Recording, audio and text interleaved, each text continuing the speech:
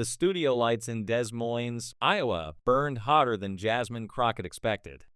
It was a Friday night, a special broadcast beamed live across the country, and the air hummed with the kind of tension that only comes when cameras, egos, and a divisive topic collide. The panel was set to discuss education, race, and politics, three words that never sat quietly together. 5 panelists sat at a sleek, curved table, a moderator perched at the center, and an audience of locals, students, and reporters waited for the sparks. Jasmine, a Texas representative and attorney, sat tall in her emerald blazer, her expression calm but alert. Across from her, Karoline Leavitt, a political commentator known for her sharp tongue and sharper smile, adjusted her curls and barely glanced Jasmine's way. The stage was set, and the night was about to shift in a way no one saw coming.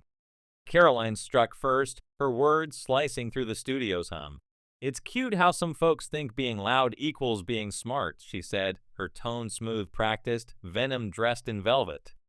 She didn't look at Jasmine directly, but the jab was unmistakable. The smirk that followed landed harder than the words, a calculated glance toward the cameras, a signal to the audience that she'd drawn first blood. The crowd stirred, a few nervous laughs breaking the silence, sharp and scattered. Karoline sat up straighter, feeding off the sound. She'd played this game before, knew how to land a blow and let it linger. The moderator, sensing the air thicken, shifted in his seat, his papers rustling as he tried to steer the conversation back to policy. But Jasmine didn't move. She leaned back slightly, her eyes steady on Karoline, letting the silence do the work. It wasn't the silence of defeat, it was the kind that warns a storm is coming. The moment didn't come out of nowhere. Rewind 30 minutes, and the green room was a different kind of tense. Jasmine sipped lukewarm coffee from a paper cup, the monitor on the wall showing an empty studio, chairs neatly aligned under soft lights. She'd arrived calm, her dark green blazer and simple gold earrings chosen with purpose, not flashy, just enough to say she belonged. Her notes, tucked in a slim folder, held case law, education statistics, and examples of systemic bias. She wouldn't need them all, but preparation was her armor. Across the room, Karoline whispered to a makeup artist, her laugh light but loud enough to carry. "I just hope we don't turn this into a therapy session about feelings," she said, the words floating toward Jasmine like a test. Jasmine didn't bite.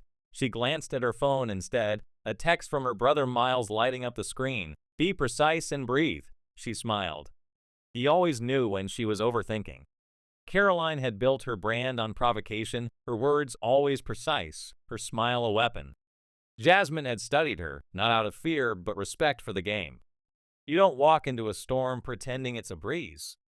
When the stage manager called 5 minutes, Karoline stood like she was stepping onto a runway, her jacket adjusted with a flick. Jasmine rose slower, catching her reflection in the mirror, focused eyes, a trace of tiredness only she'd recognize. The hallway to the stage was narrow, the audience's murmur growing louder.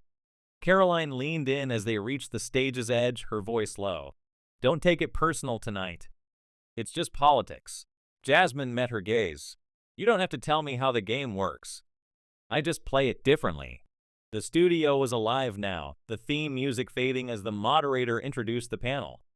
Jasmine took her seat, still as a tree that had learned not to bend. Karoline crossed her legs, her smile practiced, like she knew a secret the room didn't. The topic was public education and political bias, and Karoline jumped in first. "Public schools, especially in urban areas, are failing students," she said, her voice crisp. "We spend billions, but kids can't read at grade level. It's about personal responsibility, not excuses." A few audience members nodded, but Jasmine felt the subtext. It wasn't just about schools, it was about who got blamed for their failures. Jasmine waited, then leaned into her mic. "It's interesting how we call something failure when we don't understand the obstacles. The students I've worked with didn't lack intelligence, they lacked opportunity. When systems are built without them in mind, the problem isn't effort, it's design." The tension ticked up, a subtle hum. Karoline smiled, sharper now. "You're a lawyer, right? You made it out." "Why can't others?" Jasmine tilted her head. "I didn't make it out. I made it through. That's a different thing." A few in the crowd sat up straighter, the air shifting. The moderator pivoted to another panelist, but Karoline wasn't done. Her hand went up, casual but deliberate. Some degrees just don't carry the same weight, she said, her voice honeyed but cutting. If you're making decisions, people want to know you didn't slide in because of a quota. The words hung like smoke. Tumbled into a single thought: education, race, and politics. The moderator froze, unsure whether to intervene. Jasmine let the silence stretch, her face unreadable. The crowd shifted, some uncomfortable, others whispering. Karoline crossed her arms, satisfied, her eyes flicking to the audience for approval.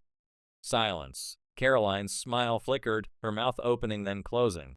Jasmine didn't flinch.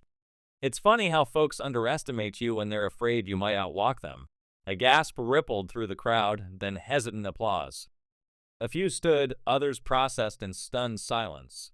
The moderator stammered, "Let's keep this civil," but there was nothing uncivil about it. Jasmine hadn't attacked, she'd clarified. Karoline reached for her water, her hand unsteady. Another panelist, a quiet economist, spoke up. "Well said, Representative." Jasmine gave a small nod, not of thanks but acknowledgement. Karoline tried to recover, her voice thinner. Credentials are one thing, but results matter. Jasmine didn't miss a beat, and the result tonight is the audience learned who earned her seat. The crowd roared, the applause louder now. The moderator raised a hand, redirecting to policy, but the room was Jasmine's. She didn't gloat. She adjusted her mic and waited for the next question. The discussion shifted to state roles in education. Jasmine spoke with the same clarity. You can't compare a student walking 3 miles to a school with no heat to one with SAT prep built in. It's not about pity, it's about acknowledgement. States should level the field, not tip it. Karoline countered, irritated. Framing America as privileged versus oppressed creates resentment. Jasmine replied, "Unity without honesty is a cover-up." The crowd murmured again, the energy still hers. A professor on the panel backed her. It's easy to talk meritocracy when your ladder was already leaning against the right wall. Representative Crockett's points are grounded in experience. Karoline scoffed. Are we pretending lesser-known schools equal Ivy League degrees? Jasmine leaned forward. We're going to stop pretending brand names substitute for character. I'd rather be taught by someone who knows effort than someone who assumes superiority because of a diploma. The applause came fast, sharp, unstoppable. When the segment ended, the lights dimmed and Karoline left quickly, avoiding Jasmine's gaze. Jasmine stayed seated a moment, scanning the room, not for applause, but for calm. A production assistant unclipped her mic, whispering, "You smoked that."